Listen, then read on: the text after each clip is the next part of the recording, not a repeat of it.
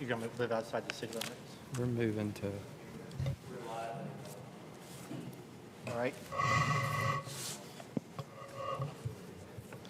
Hello, everyone. Welcome to the CAPC workshop. This is November 13th, 2024 at 6 p.m. here in the auditorium. This is a workshop, not a meeting, so we don't call roll call. We don't make any decisions or vote on anything. This is purely for discussion, and anybody can come down and talk to us or speak at the mic or send us letters or emails. And we have one topic for our workshop today, and that's event coordinator, which we briefly talked about in the past. We've had one in the past, and that went away, I think, during COVID and never came back. But someone suggested we need to bring that back and at least talk about it. So let's kick it off. Mike? Good evening. Okay. First of all, we gave you a little bit of a list here of what we call the 2025 events, of which you'll see 50 already on the map, or the calendar, if you will, for 2025. That does not account for 35 or more Basin Park music events. We did not put the month of December on this one yet because generally the month of December, as you can see by the other sheet you have, is completely loaded with events that we are involved in. The reason that we bring this to your attention is that we are consumed right now with events that we are managing. And we are coalescing around a staff of 5 right now that is finally getting its rhythm, finally finding its beat. And with the cooperation of the commission and a lot of other people, we're starting to understand our respective roles a little bit better. And we started just taking an internal look at the amount of things that we oversee, not only the ones that we create, but the ones that we are also ultimately kind of responsible for helping to manage, produce, or otherwise. And it becomes a fairly significant amount of things that go on in a small community. We're pretty proud of that, actually. So when we look at the 2025 list here, it's actually about 150 events that we're already taking on in 2025. We've already had the guy coming today with 2 new ones that aren't really on this one yet. And we have got 4 different promoters right now that are actively looking at things that we're doing, not just Larry Schaefer, but also a couple of other people that are in the business. And we're really very, very, very busy at what we do. In 2016, we did publish a CAPC job description for events coordinator. And I'm going to go over what these events, what we did back in that day. In fact, I'll even pass these around. See, I think I've got a few here. Is this 2025? That's 20. That's the 2014 is in red. The 2025 is in lovely black and white. Okay. Do you have that one? Should. Pass it around if you will. I'll take this one. I'll kind of read over it. Number 1. Assist in the planning of events for CAPC-sponsored festivals and special events. Number 1. Well, we do that already.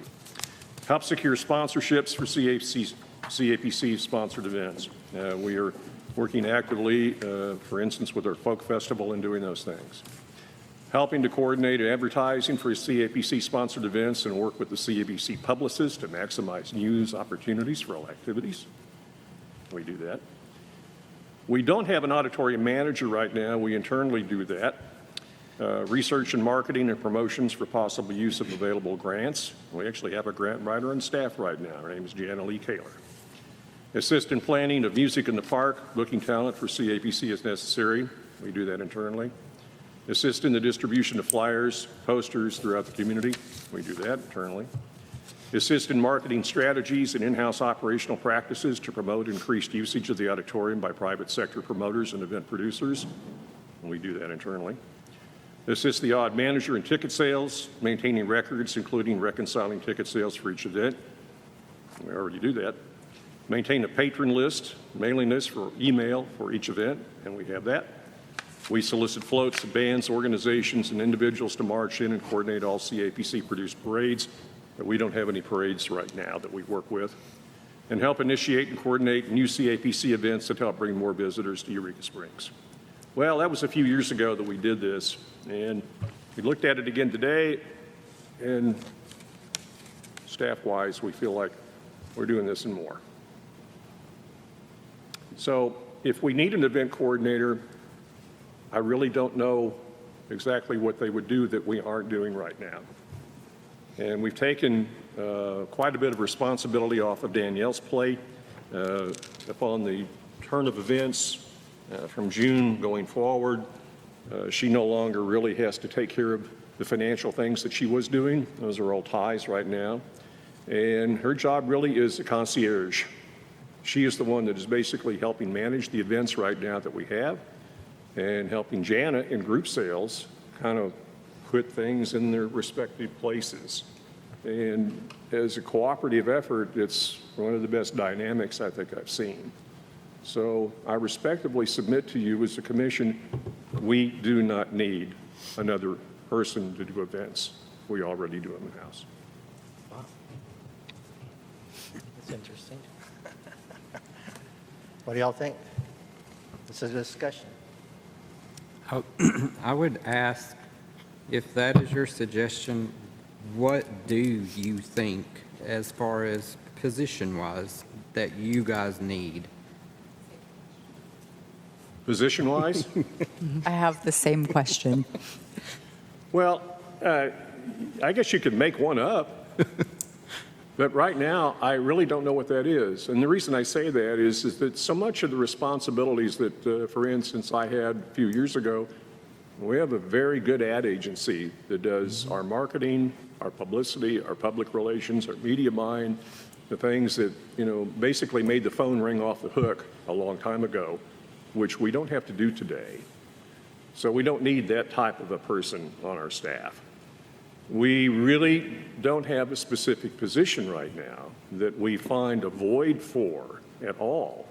And Bradley, I don't know how to answer that question to say that right now we are kind of, again, we're coalescing around each other and we're discovering how as a team and a unit we can work effectively together. If we were to add someone, I would say in 6 months, look at the numbers. If the numbers don't substantiate the work that we're doing, and sure. But right now, we are analyzing, number one, our proposal for 2025 with Madden, and we have a lot of discussion to do about that, not tonight, but we will, and if we need to go ahead and make that decision, then I would suggest that we look at the end of the second quarter and take a look at mid-year budget review and determine, do we need that other person? And right now, again, I don't know how to answer the question except to say that I don't feel it's necessary. Yeah. I mean, I can see where you're coming from. I guess, I'm sure Heather probably feels the same way. We want to make sure you guys have what you need and not be overwhelmed or stressed or, and I'm sure she probably thinks the same thing. I do. I think that until Ty came on, the CAPC staff was doing the multiple roles. Mm-hmm. Obviously, with Ty's arrival and now going full-time, taking those responsibilities from Danielle in order to allow her to do the full-time concierge and collaborate with Jana and also with Caitlin. I could see that's been very helpful. But the same, I want to make sure that the team is supported. But I also think that it's fair to say, let's wait and see if the numbers and the work substantiate bringing on another person after the new year. Yeah, I do worry too. When I come to the office, you and Danielle's there. When I come to an event, you and Danielle's there. And I wonder, how many hours do you all work? And on the other hand, I don't want to push and hire staff we don't need, but I also want to make sure you all are not going to hit burnout and crash and make it, or you can't work anymore because you've hit the wall, so to speak. And I know you've been a manager for a long time. I'm sure you know how to take care of people, but we just want to make sure that you understand that we just concerned, make sure that people aren't being working one of too the many great hours. things about our staff is that we really do have, well, as you know, we have no cubicles, so there's no walls, and people don't go hide in office. And I think one of the reasons that works so well for us right now is because we're in constant communication with each other. And that's kind of a great thing in a small office, and no one throws things at each other. It's really pretty nice. And I don't know, I think that Ty might be able to speak to the experience being the relatively new guy on the block, but I sense that we all tend to get along, and don't say that I paid you to say that, but can, I guess. You speak now or never, right? Well, I'm in total agreement with Mike. And we're really just starting. We're a new team, and we're just starting, and we're figuring it out. I mean, Jana's doing great things with group sales. She just had her first FAM tour, so we're just figuring everything out. And so I think we need a little time to coalesce and see exactly what we need. It could be middle of next year, we think, hey, we could use some help with this after we figure it out. But I think we're still figuring it out and not really at a place to add someone yet. I think we're a good team, and it's working really well. I don't feel the need to add anybody right now either. So when Danielle works during the day, then she stays over for an event, or do you take off time during the week to compensate for that, or how does that work? I'm salary exempt. I don't get that privilege. Sure. How about Danielle? No, well, we have a situation right now we're discussing in relationship to salary and the exemption status of how you work. And that's going to be a budgetary concern that we take a look at. And really, if the city comes back in with a proposal to go ahead and eliminate comp time, which I understand is very strongly a possibility, then what we would do is probably go ahead and shelve that. And right now they accumulate overtime hours. The problem with that is that's an uncalculable expense right now. So what we're trying to do is Ty and I are working right now to try to raise that level up to a point where these positions become more salaried unto themselves. So if you have to take time off, you just do, if you need that time.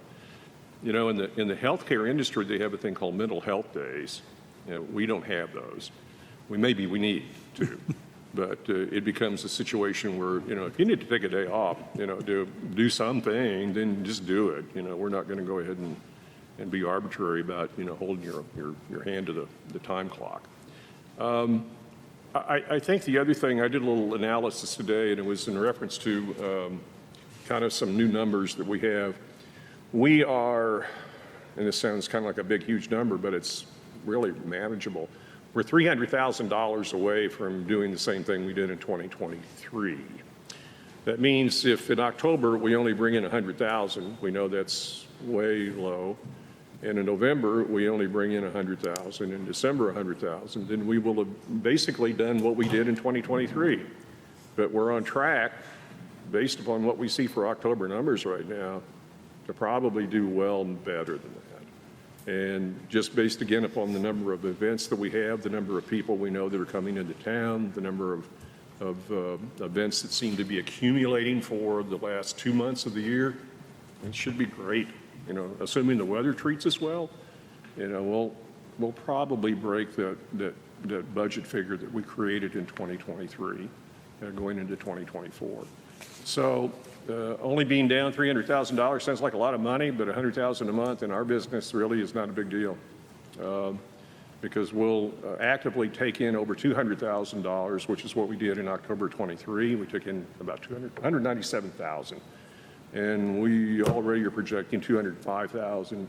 November, we don't know quite, obviously, because those numbers are not going to get revealed until later in December. But we'll probably bust those numbers, I think, for 2024, which is good news, because if we go into 2025, based upon what our Madden team is wanting us to take a look at and we'll examine, then that will be huge. We're calculating our return on the investment at 50%. We spend $1, we get $1.50 back. Or let's put it this way. We spend $1, we get $1.50 back, which ain't bad. So spend $1 million, make $1 million. We're so easy, Colin.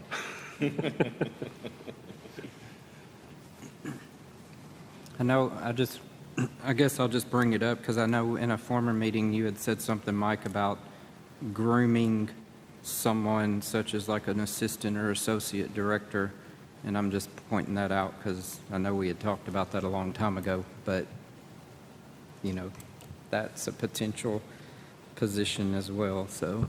Yeah. I know that's something you would like to see. Well, no, that's reality, But to help Bradley, and that's very true. But I think if you take a look at our staff, you will see maybe that revelation.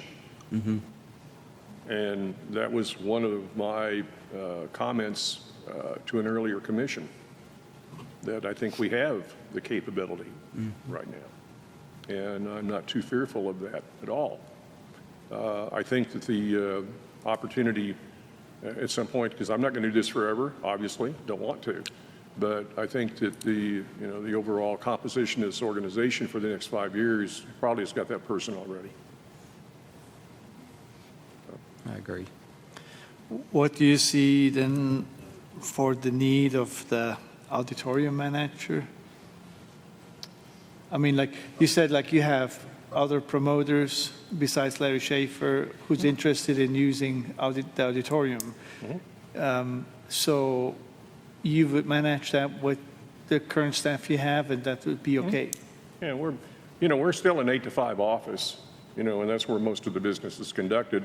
Yes, there are events that go on. We bring in ushers, we bring in security, we'll bring in one management person probably from our staff to go ahead and, be here on staff for that. But, it's a 40-hour week based upon the entertainment business that goes over the telephone. And I think we're going to be okay there. What we see happening is the expansion of more opportunities, not just in music concerts, but in theatrics and movies and comedy. And right now, I'm working with a national guy that does nothing but comedy shows. And he is very interested in sharing his wealth with us, which is a good news. We have another promoter right now, which has got a pretty big name coming in. I will not tell you who she is, because if I do, then we'll screw it up. But I can tell you right now that we have over 10 different artists that we are working with, trying to bring them into the auditorium, which are national acts, music acts. Then we have 2 people within our own community right now that want better utilization of the auditorium for movies, and also an additional film festival or more. The past film festival, if you saw my Monday memo, was not surprisingly, it was hugely successful. 22 different countries submitted movies to this 18-hour film festival. 557 movie passes were sold. When you have movies coming from Europe into Eureka Springs to be shown in that genre, particularly, very successful. So that next year's already booked, the whole week is booked next year already, just for that unto itself. And he wants to perhaps put together another type of film festival. So if this gels, based upon, number one, the equipment we have, which is getting right up there top notch, 2, in fact, we have 986 seats. Our only downsize is where do you park them, and we're still talking about that. But on the same token, we have every opportunity to go ahead and use this facility much more than we are right now. So we're projecting our income for the auditorium, just based upon that $1,000 deposit, to be about $30,000. So, and that's not counting concessions, that's not counting overages over the 246 seat minimum that you get. So, we think we've got a product. And then, I mean, these acts, sounds like they're pretty much self-sustaining. I mean, they bring their people for their events, and we add our people to what's needed for what's specifically for the location, right? Yes, sir. But everything, I mean, they're backstage.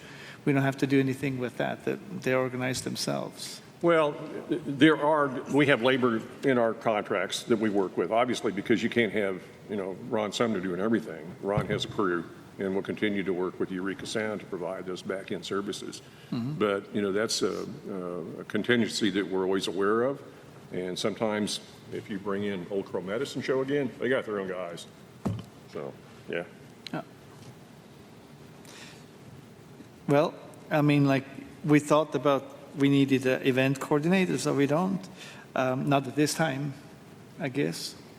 but if the point or the time will come that you think there's a need for it, we should know it, I guess.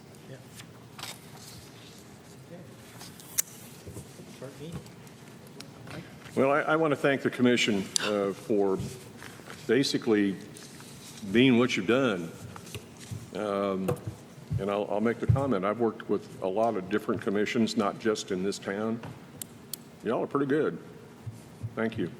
And I say that, I thank you on behalf of the staff, too. Thank you. Anybody have anything they want to put on?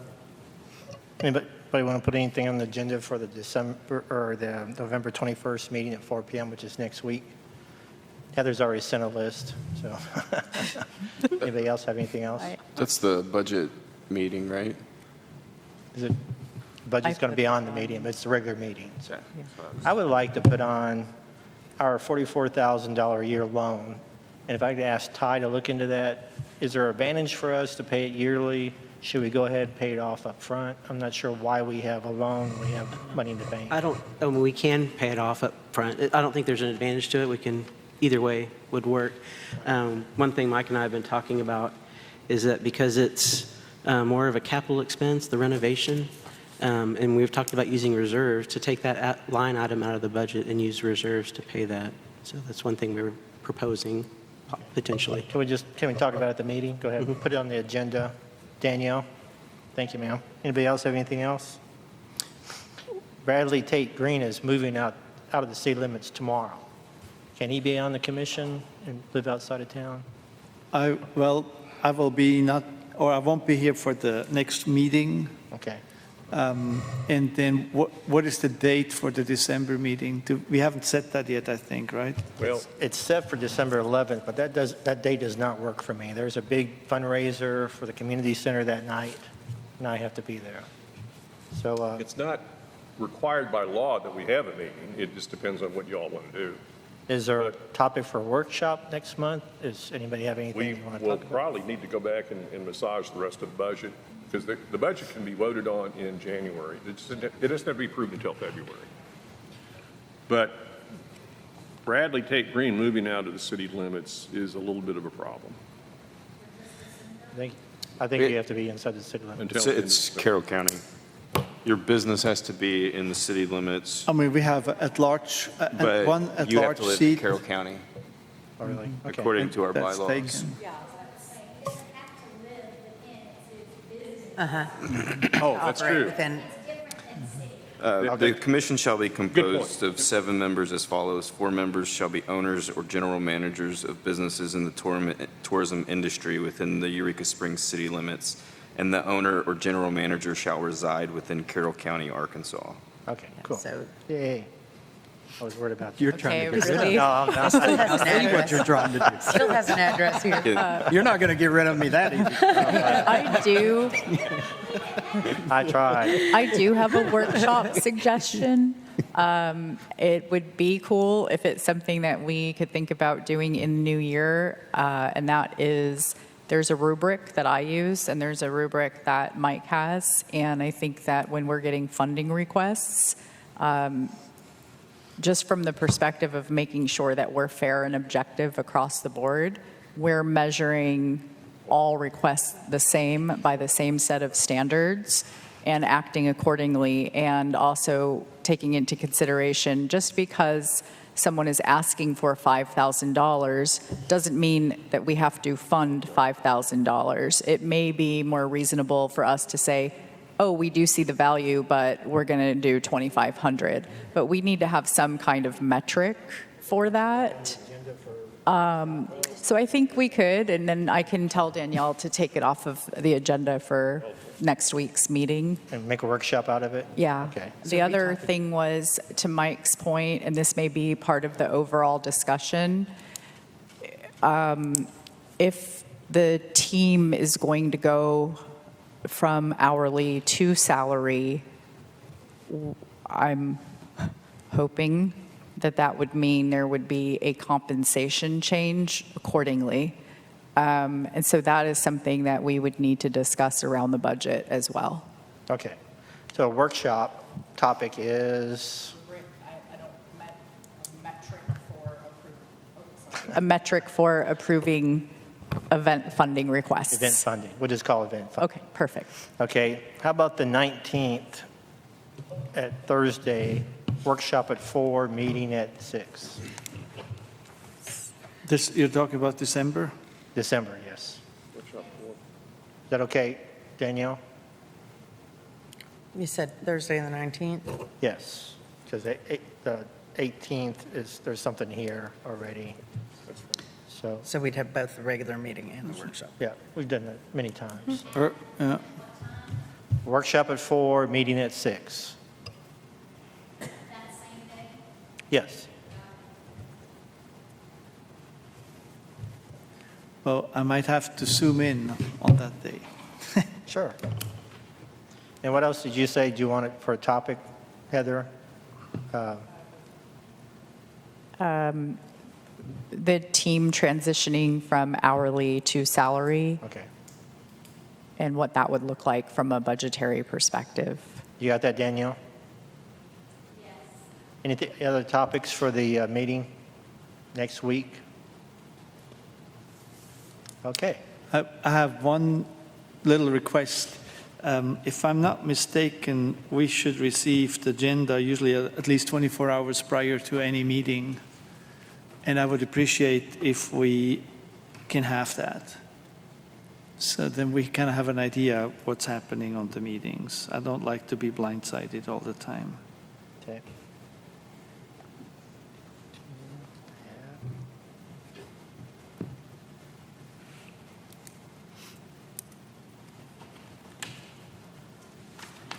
All right. So we have our regular meeting next week on Thursday, the 21st at 4 p.m. here. And then we'll have our December meeting and workshop on the 19th of December. Workshop at 4 and the meeting at 6. Everybody clear? Got it. Cool. Thank you. All right. Thanks, everybody. Appreciate you being here. Thank you.